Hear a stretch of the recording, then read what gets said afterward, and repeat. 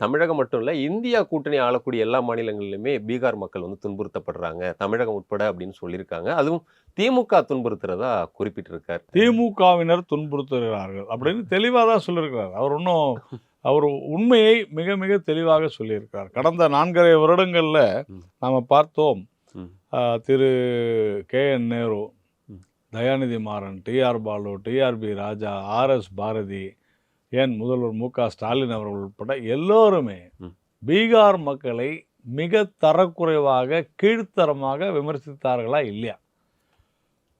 PTR Palanivel Thiagarajan அவர்கள் பீகார் வந்து மாட்டு மூத்திர மாநிலம் அப்படின்னு பேசுனது உண்மையா இல்லையா?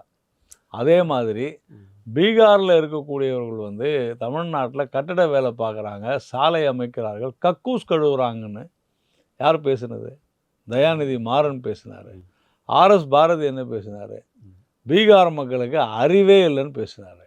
இப்படி ஒவ்வொருவரும், ஏன் முதலமைச்சரே வட இந்தியாவில் இருக்கக்கூடிய கட்டமைப்புகளை சரியாக பண்ணாதனால அங்கே இருக்கக்கூடியவர்கள்லாம் இங்கே மேனுவல் லேபரர்ஸாக கூலி தொழிலாளர்களாக வருகிறார்கள் அப்படின்னு பேசுனது உண்மையா இல்லையா?